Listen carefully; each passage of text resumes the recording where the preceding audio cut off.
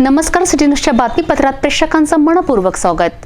बातमीपत्राची सुरुवात करूया सुविचारमालेने। सत्य आणि स्पष्ट बोलणारा कडू वाटत असला तरी तो कधीच धोकेबाज नसतो। त्यामुळेच तर चांगल्या रस्त्याला गतिरोधक आणि व्यक्तीला विरोधक असतात। आजचा सुविचार आपण बघितला। आता बघूया बातमीपत्रातील ठळक बातम्या।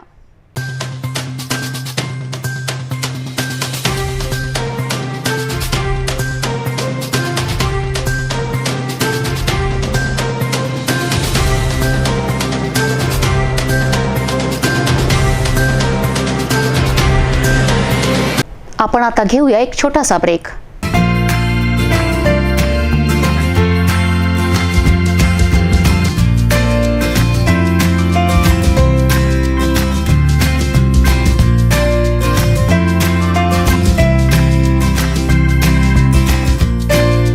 संपूर्ण लग्न बसता आराधना जवाहर रोड अमरावती। ब्रेक नंतर बघूया सविस्तर बातम्या। भंडारा जिल्हा रुग्णालयातील 10 नवजात बाळांचा गुदमरून मृत्यू झाल्यामुळे देशभरातून हळहळ व्यक्त केली जात आहे। राज्याचे मुख्यमंत्री उद्धव ठाकरे यांनी आज मृत बाळांच्या कुटुंबियाची भेट घेतली।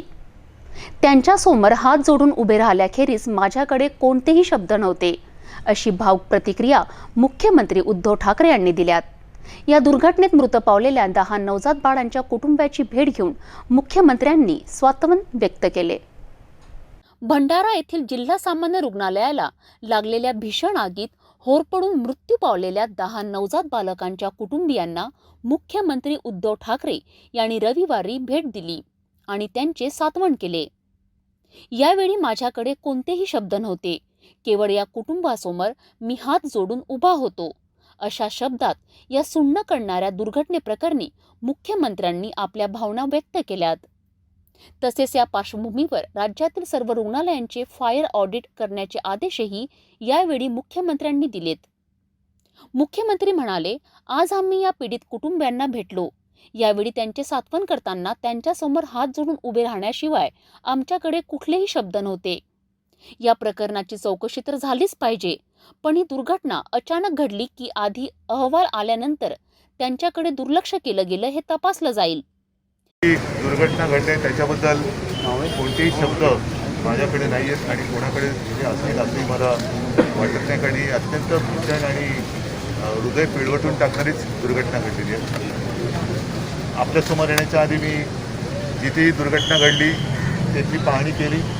त्याच्या आधी ज्या कुटुंबियांची बाळाच्या दगावली त्या 2-3 कुटुंबियांना भेटी दिल्या, त्यांचं सांत्वन करण्याचा मी प्रयत्न केला, पण शेवटी जीव गेले ते परत येणे शक्य नाही आहे। माझ्यासोबत अध्यक्ष महोदय आहेत, माझे सहकारी मंत्री महोदय आहेत, इतरही सगळे शासकीय प्रशासकीय अधिकारी आहेत। आपण जे म्हणालात ते बरोबर आहे की असं आधी का नाही होत। आता ह्याच्यामध्ये नेमकं हेच आपल्याला पाहिजे की घडलं कशामुळे, की आधी त्या विशिष्ट उपकरणाबद्दल म्हणा किंवा इतर कोणत्याही व्यवस्थेबद्दल म्हणा काही मागण्या केल्या गेल्या होत्या का, तक्रारी आल्या होत्या का। गेल्या वर्षभरापासून आपण कोरोनाच्या संकटाचा सामना करीत असताना आरोग्य यंत्रणेतील इतरही कोणत्या गोष्टींकडे डोळे झाक केली गेली आहे का, याची ही चौकशी करण्याचे आदेश मी कालच दिले आहेत। संपूर्ण राज्यातील सरकारी रुग्णालयांचे लवकरात लवकर सेफ्टी फायर ऑडिट करण्याचे आदेशही देण्यात आले आहेत। या घटनेच्या मुळापर्यंत जाण्यासाठी आपण एक चौकशी टीम तयार केली आहे। चौकशीत कुठलीही कसर राहणार नाही, तर त्यात कोणी जबाबदार असेल तर त्यांच्यावर कडक कारवाई झाल्याशिवाय राहणार नाही, असेही मुख्यमंत्री यावेळी माध्यमांशी बोलताना म्हणाले। कारण एक गोष्ट मी आपल्याला नम्रपणाने सांगू इच्छितो की साधारणतः गेले वर्षभर संपूर्ण आपली आरोग्य व्यवस्था असेल, प्रशासन यंत्रणा असेल, ही आरोग्यविषयक जी काही एक परिस्थिती निर्माण झालेली आहे कोरोनाची, त्याच्यामध्ये आजसुद्धा नाही म्हटलं तरी तणावाखाली आहेत। आणि त्याच्यात अशी ही सगळी जी काय आपण कामं करत असतो त्याच्यात कुठे दुर्लक्ष झालं आहे का हे सुद्धा आपल्याला त्या सगळ्या रिपोर्टमध्ये आपल्याकडे येईल। तूर्त हा जो काही एक अपघात घडला आहे तो अपघात अचानक घडलेला आहे की एखाद्या विशिष्ट यंत्रणेबद्दल मग ते वायरिंग असेल, उपकरणाबद्दल म्हणा की वारंवार काही त्याची तक्रार येत असताना सुद्धा अनास्था आहे का हे सुद्धा आपल्याला कळेल। आणि एक गोष्ट नक्की की कोणाला तरी उगाचच काय आरोपी नाही करणार, पण जर कोणी याच्यामध्ये मुद्दामून म्हणण्यापेक्षा त्यांच्याकडनं दुर्लक्ष झालं असेल तर असं कोणी व्यक्तीशी सुटणार नाही. आणि विभागीय आयुक्त आहेत, मी या समितीची जबाबदारी पूर्ण तिथल्या विभागीय आयुक्तांकडे दिलेली आहे. मुंबईतले आपले अग्निशमन दलाचे रिटायरमेंट ते पूर्वी तिकडे होते, रिटायर झाले, ते अजूनही दुसऱ्या आपल्या महापालिकेच्या सेवेत आहेत. असे एक जाणते अधिकारीसुद्धा मी या समितीत दिलेले आहेत की जेणेकरून नेमकं काय घडलं असेल आणि ते पुन्हा राज्यात कुठेही घडता कामा नयेच अशा पद्धतीने आपण एक गाईडलाईन ह्या निमित्ताने काय मिळतंय का आपल्याला ती बनवत आहोत. आपल्याला ही कल्पना आहे की कालच मी संपूर्ण राज्यातल्या सरकारी हॉस्पिटलचं फायर आणि सेफ्टी ऑडिट जर का केलं गेलेलं नसेल तर केलं गेलेलं असलं तरीसुद्धा पुन्हा करण्याचे आदेश दिलेले आहेत. बडनेरा जुनी वस्ती दत्तवाडी परिसरातील 28 कोंबड्या मृत्युमुखी पडल्या. बर्ड फ्लूची धास्ती नागरिकांमध्ये असल्याने कोंबड्यांचे स्वॅब पशुवैद्यकीय प्रयोगशाळेत पाठवण्यात आले. 2 दिवसात दत्तवाडी परिसरातील 28 कोंबड्या दगावल्यात. सध्या स्थितीत बर्ड फ्लूची धास्ती नागरिकांमध्ये असल्याने येथील पशुवैद्यकीय दवाखान्यामार्फत त्या मृत कोंबड्यांचे स्वॅब अमरावतीच्या पशुवैद्यकीय प्रयोगशाळेत पाठवण्यात आल्याची माहिती डॉक्टर अनिल किटकुले यांनी दिली. जुन्या वस्तीतील दत्तवाडी परिसरात राहणारे उमेश गुडरांदे, नलिनी फेंडर, गजानन कडव, अजय चोरामले यांच्याकडील एकूण 28 कोंबड्या मृतमुखी पडल्यात. या सर्व कोंबड्यांना पांढरी शौच झाल्याचे त्यांचे म्हणणे आहे. येथील पशुपक्षीपालक एक महिला ज्योतिताई यांचे सुद्धा 38 कोंबड्या दगावल्या आहेत आणि त्यांचं फार मोठं आर्थिक नुकसान झालं. या संदर्भात त्यांची आपण प्रतिक्रिया जाणून घेऊ. ज्योतिताई, हे कोंबड्या कशा काय वाढल्या?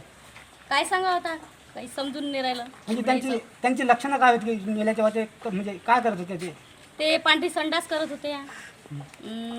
पायातूनच गळल्या, पूर्ण पायातून गळल्यामुळे ते जागेवरच उद्ध्वस्त होऊन राहिल्या. बरं, हे कोंबड्याचं मरण्याचं प्रमाण किती दिवसापासून सुरू आहे? 3 दिवस झाले. एकूण किती कोंबड्या होत्या आपल्याकडे? 40. 18 मेल्या. आम्ही आता कसं करायचं? पूर्ण आमचा धंदा जागेवरच बसून गेला. किती वर्षापासून आपण हे कोंबडी पालन व्यवसाय करता? 3-4 वर्ष झाले. याच्यापासून काय म्हणजे आर्थिक उत्पन्न काय स्रोत काय म्हणजे काय मिळू शकतो तुम्हाला? अंडे मिळते, अंडे विकतो आम्ही. आमच्यावाला घरातला व्यवसाय करतो, म्हणजे हा कोंबडी गिंबड्या हे ते विकपाक करतो. त्याच्यावर आमचा धंदा चालते. खाण्यापिण्याचं घरातलं साहित्य बी आता येते. फार मोठं नुकसान झालं. हा, आता एवढं झालं तर आता काय करा? काय तुम्हाला अपेक्षा काय, शासनाने काय करावं अशी काय अपेक्षा आपली? आता त्यांनी काय करायचं तेच करावं. आता ते काय आहे तर औषधोपचार, आर्थिक मदत द्यावी त्यांनी. अचानक जमिनीवर कोसळून त्या कोंबड्या गतप्राण झाल्यात. परिसरातील सामाजिक कार्यकर्ते योगेश निमकर, बाळू ठवकर यांनी बडनेरा येथील पशुवैद्यकीय दवाखान्याला याची माहिती दिली. डॉक्टरांनी तातडीने घटनास्थळी मदतनीस पाठवून कोंबड्याच्या नाकावाटे व गुदद्वारातून स्वॅब घेण्यास सांगितले. हे नमुने अमरावतीच्या जिल्हा पशुवैद्यकीय रुग्णालयात पाठवले असून अहवाल आल्यानंतर मृत्यूचे कारण स्पष्ट होईल, अशी माहिती डॉक्टर अनिल किटकुले यांनी दिली. बडनेरा क्षेत्रामधून दत्तनगर परिसरामध्ये 15 ते 20 कोंबड्यांचा मृत्यू झाल्याची काल आमच्याकडे एक तक्रार प्राप्त झाली होती. त्या अनुषंगाने मी जिल्हा पशुसंवर्धन अधिकारी श्री विजय रहाटे यांच्याशी संपर्क करून डॉक्टर किटकुले यांच्या मार्फत सॅम्पल कलेक्शन आणि PM रिपोर्ट्स घ्यायचा प्रयत्न केलेला आहे. सॅम्पल कलेक्शन करून आम्ही संबंधित लॅबला पाठवलेले आहेत. 48 ते 72 तासांमध्ये आम्हाला त्याचे रिझल्ट्स अपेक्षित आहेत. त्यानुसार रिझल्ट्स आल्यानंतर पुढील उपाययोजना करण्यात येतील. तसेच अशा पद्धतीचे जे आजार असतात त्यांनीही कोंबड्यांचा मृत्यू होऊ शकतो, जसं की व्हाईट डायरिया, CID, असआयटिस या पद्धतीचे आजार कोंबड्यांमध्ये असतात आणि अनेक प्रकारचे दुसरेही आजार असतात. त्यामुळे नागरिकांनी घाबरून जाऊ नये व कुठल्याही पद्धतीची तांत्रिक माहिती किंवा कुठल्याही पद्धतीची मदत अशा पद्धती लागत असेल तर त्यांनी जिल्हा पशुसंवर्धन अधिकारी तसेच महानगरपालिका यांच्याशी तात्काळ संपर्क करावा, जेणेकरून प्रशासकीय स्तरावर आणि शासनाच्या स्तरावर आम्हाला पुढील उपाययोजना करणे सोपं जाईल. सर, सदरचे सॅम्पल हे कुठे पाठवले आहेत आपण? याचे 2 ते 3 लॅब्स असतात आमच्याकडे. आम्हाला लवकर सॅम्पल्स मिळण्यासाठी नागपूर किंवा पुणे यांच्याशी संपर्क करून आम्ही ते सॅम्पल्स पाठवतो. त्यानुसार लवकरात लवकर सॅम्पल्स पाठवून त्यांचं निदान करण्यात येईल. अचानकपणे दगावलेल्या त्या 28 कोंबड्यांनी पांढरी शौच केल्याने नाना प्रश्न उपस्थित झाले. दूषित पाणी प्यायल्याने देखील पांढरी शौच येऊ शकते. असा कयास कोंबडी पालकांनी व्यक्त केला. अजून एक माझ्यासोबत येथील भंडारा येथील जुनी वस्ती परिसरातील महिला आहेत नलिनी फिंड, यांच्यासुद्धा कोंबड्या एका अज्ञात आजाराने दगावल्या आहेत. त्यांचंसुद्धा खूप मोठं आर्थिक नुकसान झालं आहे. त्या संदर्भात ते सुद्धा आपले प्रतिक्रिया सांगत आहेत. तरी आपल्याकडे किती कोंबड्या होत्या आणि कोणत्या जातीच्या होत्या? माझ्याकडं पोल्ट्री फार्मच्या पण होत्या 10 कोंबड्या आणि गावरानी होत्या माझ्याकडे 5 कोंबड्या आणि कडकनाथ होत्या माझ्याकडे 5 कोंबड्या. त्यातली आता एकच जिवंत आहे आणि एकच कोंबडा जिवंत आहे आणि हे एक बिमार आहे, आजार आहे. कशा आजाराची लक्षणं काय होती? नुसतं बसूनच आणि खात नव्हती दाणे. किती दिवसापासून ते 4 दिवस झाले आज तिला दाणे नाही खाते ती. यामध्ये आपलं काय नुकसान कसं नुकसान झालं? कसं नुकसान झालं आता का कडकनाथचं रेट बघा तुम्ही, गावराणीचा रेट बघा आणि मी घेतलं त्याचा रेट बघा. मी पिलं नाही घेतले, मोठे विकत घेतले. त्याच्यामुळे 5 ते 6 हजाराचं नुकसान झालेलं आहे. तसेच बर्ड फ्लूचा धोका काही राज्यात बळावल्यावरून नागरिकांच्या मनात भीती निर्माण झाली आहे. JCI अमरावती स्वर्गीय अमृत मुथा व स्वर्गीय चंद्रकला भंडारी यांच्या स्मृतीप्रित्यर्थ भव्य रक्तदान शिबिराचे आयोजन मुथा यांच्या निवासस्थानी संपन्न झालेत. JCI अमरावती व स्वर्गीय अमृत मुथा व स्वर्गीय चंद्रकला भंडारी यांच्या स्मृतीप्रित्यर्थ भव्य रक्तदान शिबिराचे आयोजन मुथा यांच्या निवासस्थानी संपन्न झाले. गेल्या 13 वर्षापासून हे आयोजन निरंतर सुरू आहे. JCI अमरावतीच्या वतीने दरवर्षी रक्तदान शिबिराचे आयोजन करण्यात येते. त्याच अनुषंगाने यावर्षी देखील आयोजन करण्यात आले. या रक्तदान शिबिरामध्ये डॉक्टर पंजाबराव देशमुख हॉस्पिटलच्या चमू माध्यमातून रक्तदान शिबिर संपन्न झाले. अनेक JCI सदस्य व इतर नागरिकांनी स्वयंस्फूर्तीने रक्तदान शिबिरात रक्तदान केलेत. आज ये रक्तदान शिविर JCI अमरावती के साथ में 13 सालों से कंटिन्यू चालू है और एक बहुत ही अच्छा कार्यक्रम है. इसलिए हम हर साल इसको डोनेशन कराएंगे. ये प्रोग्राम को हम आयोजित करते हैं और करीबन अभी तक 13 शिविर में हमने 2000 बोतल ब्लड डोनेट किया. मंगरूळ दस्तगीर पोलीस स्टेशन हद्दीत पोलीस अधीक्षक ग्रामीण यांच्या आदेशाने ग्रामपंचायत निवडणूक 2021 संबंधाने पेट्रोलिंग करीत असताना सोनेगावा फाटा मार्गाने 4 चाकी वाहनात अवैध दारू जप्त केली. एक आरोपी अटक करण्यात आला तर 1,62,680 रुपयांचा मुद्देमाल जप्त करण्यात आला आहे. माजी सैनिकांच्या विविध प्रश्नांना वाचा फोडण्यासाठी रविवारी ग्रामसेवक प्रशिक्षण केंद्रामध्ये त्रिदल सैनिक युनियनची स्थापना करण्यात आली. या कार्यक्रमात महाराष्ट्र प्रदेश कार्यकारिणीची घोषणा करण्यात आली. आज दिनांक 10 जानेवारी 2021 रोजी महाराष्ट्र राज्य त्रिदल सेना युनियन याची स्थापना आणि कोर कमिटीची मीटिंग ग्रामसेवक प्रशिक्षण केंद्र अमरावती येथे घेण्यात आलेली आहे. ही मीटिंग घेऊन आज आम्ही समाजाप्रती उपेक्षित समाज जो आपला सैनिक समाज आहे यांच्या कल्याणार्थ ही संघटना काम करेल, जेणेकरून आमच्यावर होणारे अन्याय या अन्यायाला वाचा फोडण्यासाठी सरकारशी आम्ही लढू आणि आमचं काम संविधानिक पद्धतीने करू. त्यासाठी आम्ही त्रिदल सैनिक युनियन ही वचनबद्ध आहे. जय हिंद, वंदे मातरम. त्रिदल सैनिक युनियनच्या मार्फत आम्ही आणि खडसे साहेब आणि जे आमचं पूर्ण युनियन आहे यामध्ये सैनिकाचे जे प्रश्न आहेत महाराष्ट्र लेवल आणि देशव्यापी जे शेतकऱ्याचे प्रश्न आहेत आणि जे खास करून सैनिकाचे जे आमचे प्रश्न आहेत आम्ही फक्त 26 जानेवारी किंवा 15 ऑगस्टला सैनिकाचा सन्मान न करता हा पूर्ण दिवस रात्र कुठल्याही ऑफिसमध्ये त्या सैनिकाचा सन्मान झाला पाहिजे. त्याचे जे आई वडील आहेत त्यांना आमरण उपोषणाला जसं बसावं लागते असे मुद्दे आम्ही समाजाच्या पुढे आणणार आहेत. आणि जे सैनिकाचे जे शहीद झालेले आहेत जसे अकोल्याचं प्रकरण आहे की त्यांच्या ज्या सैनिकाचे स्टॅच्यू बनवलेले आहेत हे फक्त घरामध्ये न राहता ते अकोला, अमरावती आणि विदर्भामध्ये महाराष्ट्रामध्ये पूर्ण चौकात त्याचा उभारण्याचे काम जोमानं सरकारनं करावं, अन्यथा आम्ही आमचा पवित्रा उचलू. जय हिंद, जय भारत. पोलीस निरीक्षक गजानन शेडके यांच्या आवाजाने अकोलाकर मंत्रमुग्ध झाले आहेत. त्यांच्या गायनाची आवडही आता अकोलेकरांच्या पसंतीस उतरू लागली आहे. शहर वाहतूक शाखेचे पोलीस निरीक्षक गजानन शेडके यांच्या गोड आवाजातील गायनाने अकोलकर मंत्रमुग्ध झाले आहेत. आपल्या रेकॉर्ड ब्रेक दंडात्मक कारवाया, वाहतूक विभागात ते राबवित असलेल्या वेगवेगळ्या मोहिमा व त्याचबरोबर त्या जोडीला सामाजिक उपक्रम, मग ते नो मार्क्स असो, नो सवारी असो, की कोरोना काळात एका कॉलवर ज्येष्ठांना केलेली मदत असो, की रक्ताचा तुटवडा असताना घेतलेले रक्तदान शिबिर असो, त्यांची पोलीस विभागात काम करण्याची आपली एक शैली आहे. त्याचबरोबर त्यांची गायनाची आवडही आता अकोलेकरांच्या पसंतीस उतरू लागली आहे. पोलीस खात्यासारख्या वृक्ष खात्यात काम करत असतानाही वेळात वेळ काढून आपले छंद जोपासून आपल्यातील कलाकाराला न्यायही ते देताना दिसतात. अधूनमधून समाज माध्यमावर झलकणारी त्यांनी त्यांचे मधुर आवाजात गायलेली त्यांची गाणी ऐकून त्यांचा एक वेगळा चाहता वर्ग तयार झालेला आहे. पोलीस खात्यासारख्या व्यस्त खात्यातून वेळ काढून आपली गायन कला जोपासणारा हा अधिकारी खासच म्हणावा लागेल. नुकतेच त्यांनी गायलेले किशोर कुमार यांच्या आवाजातील मेरे नैना सावन भादो हे गीत समाज माध्यमांवर तुफान व्हायरल होत आहे व लोकांच्या पसंतीस ही उतरत आहे. पोलीस खात्यासारख्या धकाधकीच्या खात्यामध्ये आणि स्ट्रेसफुल खात्यामध्ये काम करीत असताना बऱ्याच वेळेस एक माणूस म्हणून आम्हाला सुद्धा काही रिलॅक्सेशनची गरज असते.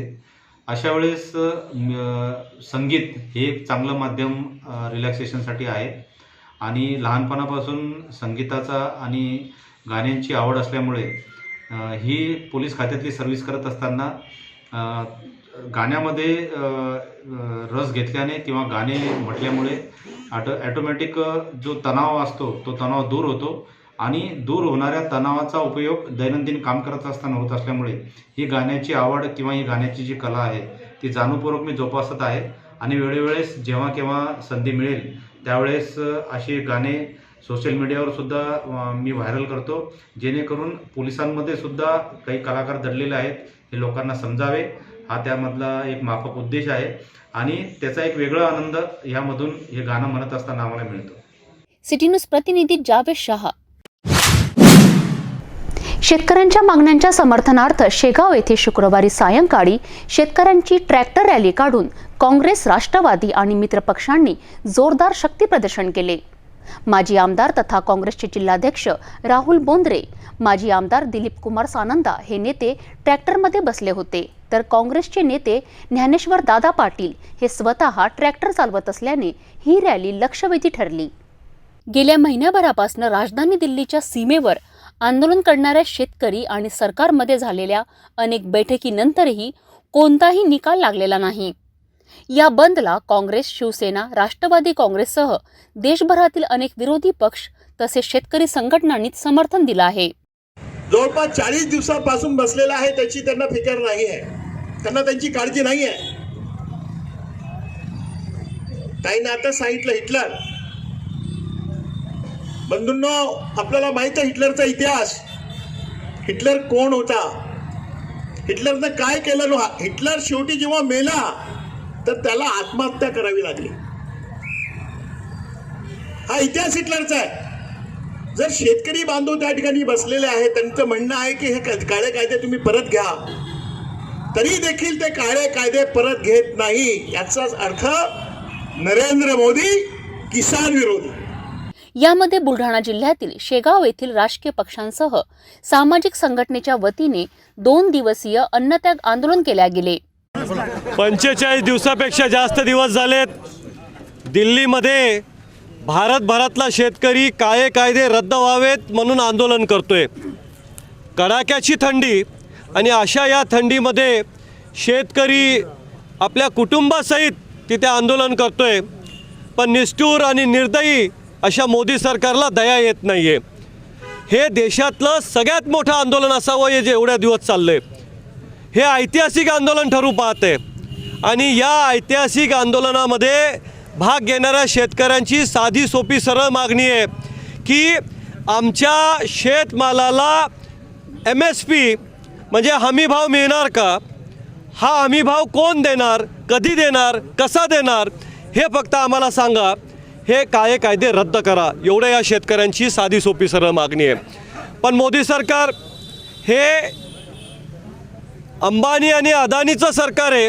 त्या उद्योगपतींचं हित जोपासणारं सरकार आहे आणि त्यामुळं हे मोदी सरकार हे कायदे रद्द करत नाही आहे. आणि आज देशभरामधला शेतकरी पेटून उठला आहे. आज या दिल्लीमध्ये बसणाऱ्या शेतकऱ्यांच्या समर्थनार्थ शेगावमध्ये शैलेंद्रदादा पाटील आमचे शहर काँग्रेसचे अध्यक्ष सलामपुरिया आणि त्यांच्या सहकाऱ्यांनी 2 दिवसाचा उपवास केला. संतनगरी शेगावमधून हा जो उपवास आज झाला आहे निश्चितपणे यांनी ऊर्जा निर्माण होणार आहे आणि देश पेटून उठणार आहे. मी नरेंद्र मोदींना एवढं सांगू इच्छितो की देशातल्या शेतकऱ्यांचा शाप तुम्ही घेऊ नका. आज तुम्ही सत्तेमध्ये असाल पण शेतकऱ्यांचा जर शाप मिळाला तर राजा देखील रंक झाल्याशिवाय राहणार नाही. शेगावमध्ये या संतनगरीमध्ये गांधी चौकामध्ये जे उपवास झालं आहे त्याची धग निश्चितपणे केंद्र सरकारला लागेल. एक दिवा अनेक दिवे पेटवतो तसे येत्या काळामध्ये मोठ्या प्रमाणात आंदोलनं होतील. मी जिल्हा काँग्रेस कमिटीचा अध्यक्ष म्हणून शैलेंद्रदादा आणि त्यांच्या सहकाऱ्यांचं मनापासून अभिनंदन करतो. शेतकऱ्यांच्या वतीनं त्यांचं मनापासून आभार व्यक्त करतो. गजानन महाराज शेगाव नगरीमध्ये शैलेशदादा पाटील यांच्या नेतृत्वाखाली जे 3 कायदे मोदी सरकारने पारित केलेले आहे शेतकरी विरोधी त्या काळ्या कायद्याविरुद्ध 2 दिवसाचं अन्नत्याग आंदोलन या ठिकाणी आयोजित करण्यात आलं. त्याचा आज पहिला टप्पा माध्यमातून प्रचंड मोठी ट्रॅक्टर रॅलीच्या माध्यमातून तहसीलदाराच्या माध्यमातून मोदी सरकारला या ठिकाणी निवेदन देण्यात आलं. आज मी आपल्याला सांगेल की काँग्रेसच्या राजवटीमध्ये नोटवर जी नोट आहे त्याच्यावर शेतकऱ्याचं चिन्ह असायचं. आज त्या नोटवर शेतकरी असायचा. आज रोडवर शेतकरी मोदी सरकारच्या राजवटीमध्ये रोडवर शेतकरी आहे. आत्ताच मी तुम्हाला सांगेल शेतकरी हा जगाचा पोशिंदा आहे. त्याला मोठ्या प्रमाणात छळण्याचं काम आज मोदी सरकार करतं आहे. मोदी सरकार जे आहे अदानी हा त्याचा प्रमुख चेहरा आहे. त्याचा मुखोटा जो आहे मुखोटा मोदी आहे. आज मी आपल्याला एवढंच सांगेल काँग्रेस पक्षाच्या माध्यमातून जे शेतकरी आमचे बांधव बसलेले आहेत मोदी सरकारला या माध्यमातून इशारा आहे त्यांनी तात्काळ केवळ चर्चा न करता त्यांनी तात्काळ ते काळे 3 विधेयक मागे घ्यावेत. अन्यथा काँग्रेसच्या माध्यमातून मोदींना सळो की पळो करण्याचा इशारा काँग्रेसच्या माध्यमातून या ठिकाणी मी देतो आहे. जोपर्यंत हे काळे कायदे मागे होणार नाही पूर्ण शक्तीनिशी महाराष्ट्रातील संपूर्ण काँग्रेस समस्त शेतकरी बांधव या आंदोलनाच्या पाठीशी पूर्ण शक्तीनिशी ठामपणे राहतील व मोदी सरकारला सत्तेखाली खेचण्यासाठी पूर्ण शक्तीनिशी आमचा हा प्रयत्न राहील. शुक्रवारी सायंकाळी या आंदोलनाचा समारोप ट्रॅक्टर रॅली काढून शक्ती प्रदर्शनाने करण्यात आले.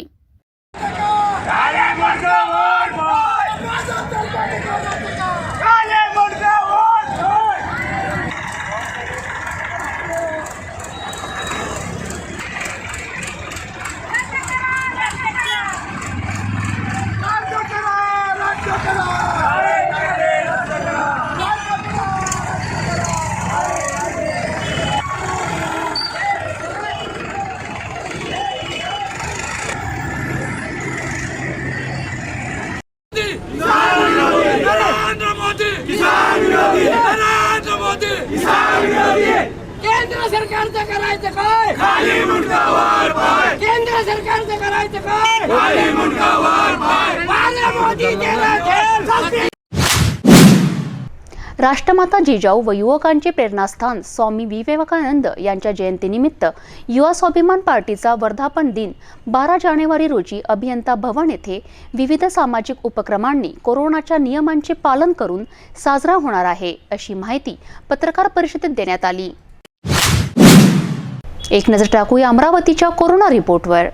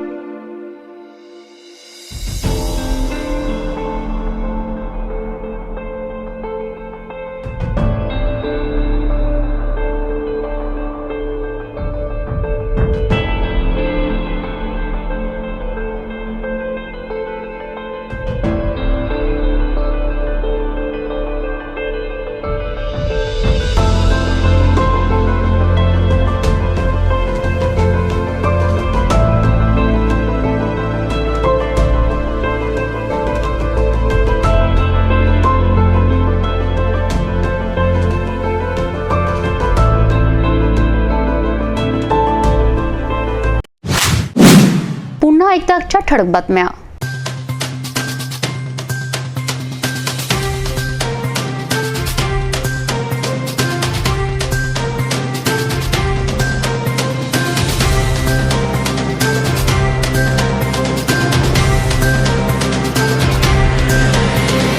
आपण आता सिटी न्यूज चॅनल आपल्या टीव्हीवरही बघू शकता. यामध्ये GTPL channel 73, SCN channel 9, city cable channel 92 वर. जर आपल्या टीव्हीवर सिटी न्यूज चॅनल दिसत नसेल तर आपण आपल्या केबल ऑपरेटरशी संपर्क करावे. आपण सिटी न्यूज केबलच्या व्यतिरिक्त यूट्यूब, फेसबुक, इंस्टाग्राम आणि ट्विटरवर बघू शकता. याकरिता सोशल मीडिया अकाउंट सबस्क्राईब करा, फॉलो करा, लाईक करा. यूट्यूब अकाउंट सबस्क्राईब करण्याकरिता सबस्क्राईब बटनाला क्लिक करा आणि बेल आयकॉन बटन दाबायला विसरू नका, कारण सर्वात आधी समाचार आपल्यापर्यंत पोहोचणार आहेत. तसेच सिटी न्यूजचे फेसबुक पेज लाईक करा, इंस्टाग्राम आणि ट्विटर हँडल फॉलो करा. आपण व्हॉट्सॲपवर सुद्धा सूचना देऊन न्यूज प्राप्त करू शकता. व्हॉट्सॲप नंबर खाली स्क्रीनवर येत आहे. हे बातमीपत्र यावरच थांबूया. पुन्हा भेटूया नवीन घडामोडींसोबत. नमस्कार.